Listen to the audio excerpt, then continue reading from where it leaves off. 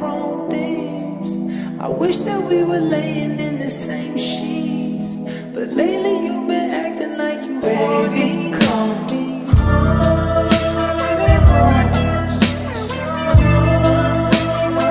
Baby, come home.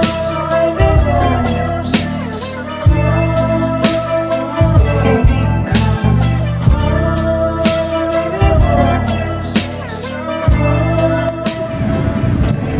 Ano? Saan lugar?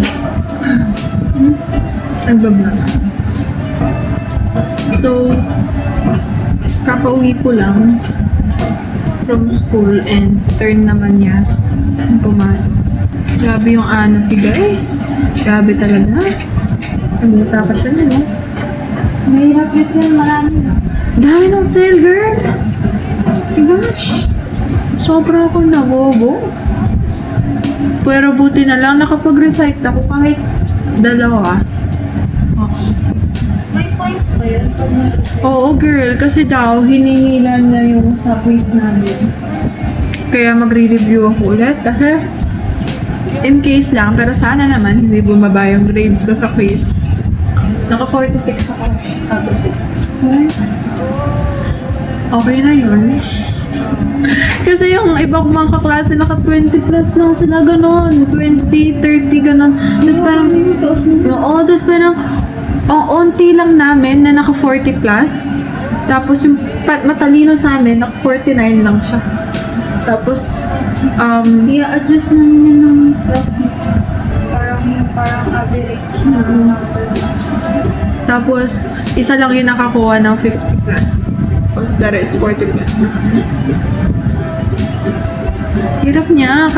Pero kasalanan ko din kasi feel ko na-rush yung pag-quiz mo. Roses, parang Korean idol. Anya! Ay, go!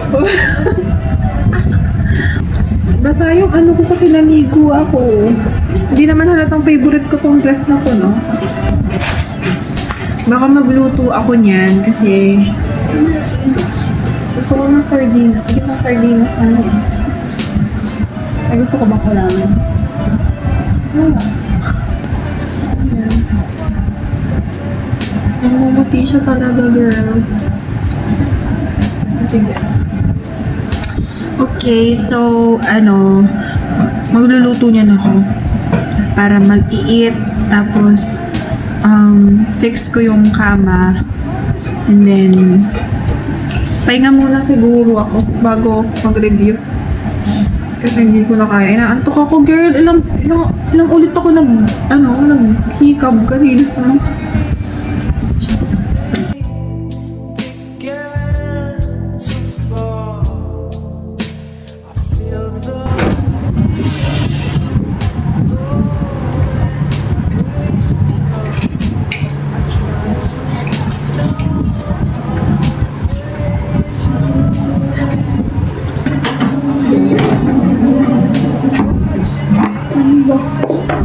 Mukha na bang ano?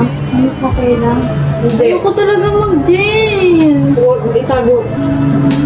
Sarang heyo o de sa'yo opa. Ako din kasi na mukha. Si Won yung...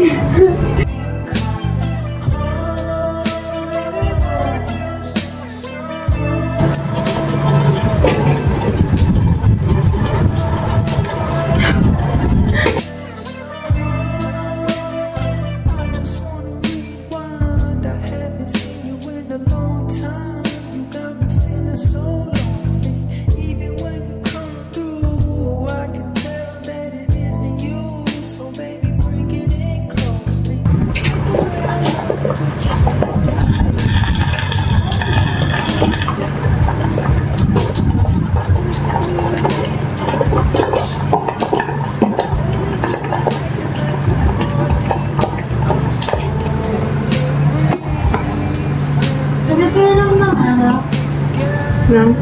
Paano? Ayun. Tara na lang kung saan ko gamitin.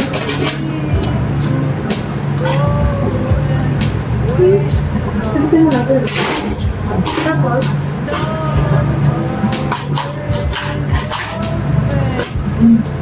I hope someone I'm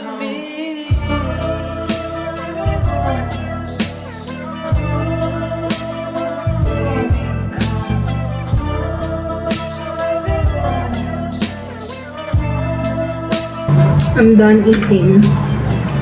Ano na lang siguro. Pahinga na ako saglit, tapos hugas. Maghugas ako ng plato, tapos gonna check if my mom is sleeping. If hindi siya tulog, I'm gonna call her. Tapos, ayun. Nilinisin ko din pala yung kama. Hindi naman lilinisin, pero ayusin ko yung kama.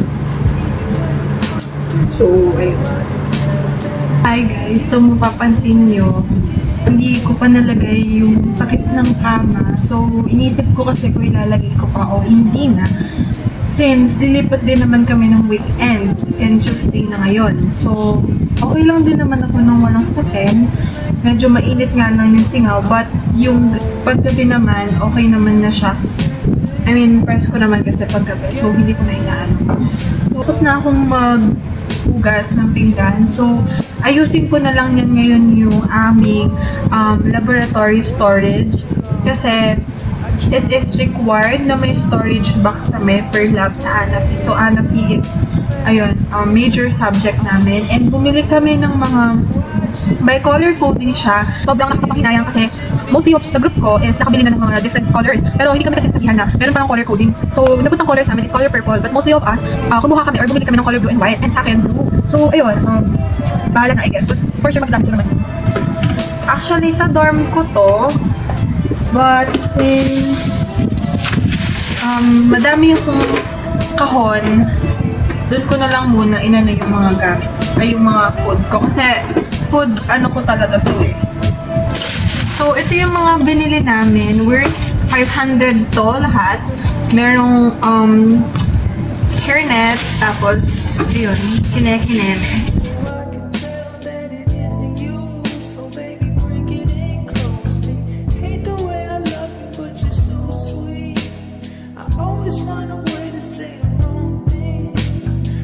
Kulang na lang kami ng glass light and kulang na lang din kami ng toothpick. Kasi yun yung importance sa next activity namin sa lab, which is chick cell. Kukuha kami ng cell from our chick. Inayos ko lang kasi actually Thursday pa to need, but ayoko kasi na nakakalat na sa dorm. Ito yung natutuhan ko sa dorm. Sobra pa lang nakaka-frustrate kapag ang daming kalat. And gets ko na yung magulang ko kung bakit katak sila ng katak kapag makalat. Kasi totoo nga naman. Kasi ako, kami ni Lorraine. Si Lorraine kasi madami siyang gamit. So, every time na kapag like may kalat, Lorraine, ganito, Lorraine, ganyan. So, lagi ko pinapaayos kasi ang sakit nga talaga sa mata kapag magulo. And gusto ko, nakatago lahat yung mga gamit. Ayoko may nakalabas. Like, for example, yung mga ganito ko, mga box ko, nasa ilalim lang. So, gusto ko, nakikita ko lang nakikita na yan. Kay Lorraine yan.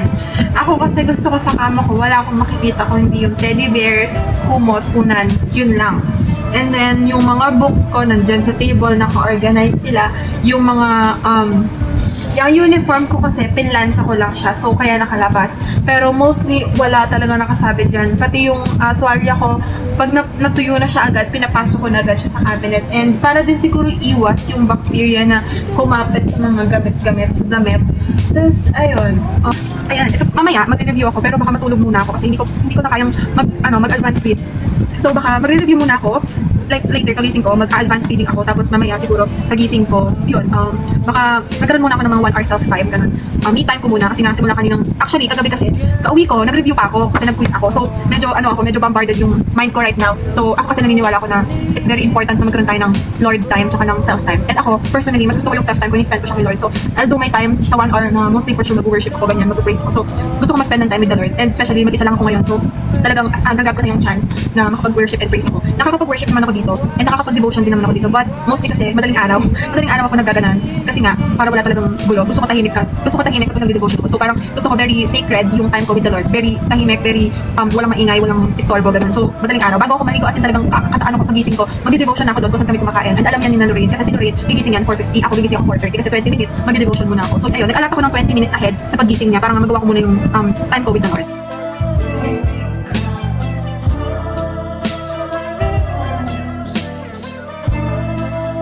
So, nakapagwalis naman na ako kasi kanina morning. So, hindi naman nag-ano makalat sa floor.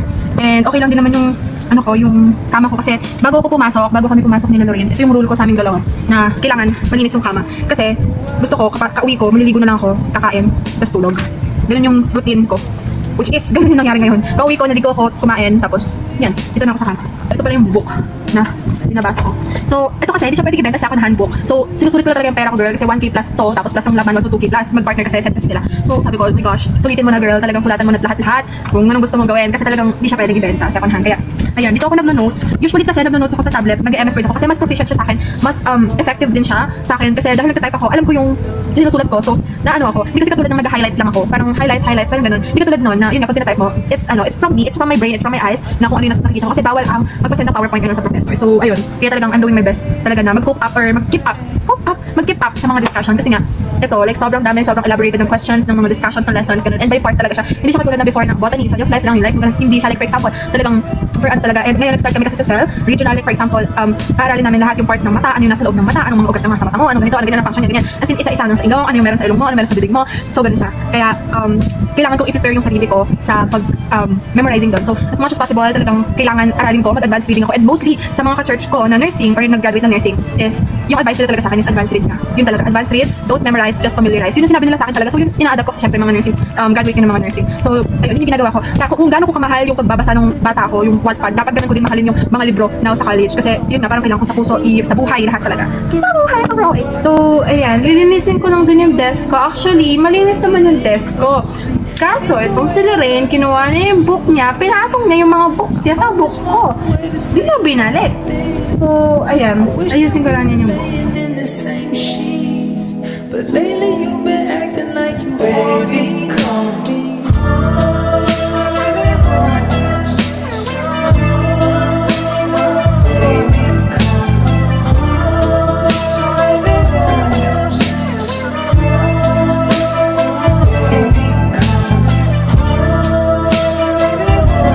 Ayan na yan!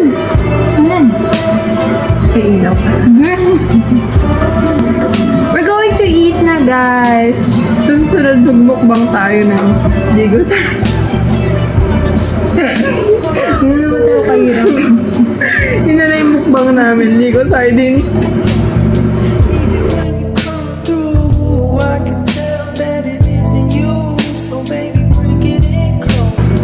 Hate the way I Busi mo na yan, onti na lang yan. Oh, gusto ko yung last na gano'n. Bilis natin kumain. Onti na lang pagkain. Hindi. Mas okay yan na madami tayong kinakain ng morning. Kasi doon tayo gumagalaw. Hindi nag-slide na natin yung sarili natin. Mahirap lang kasi tayo.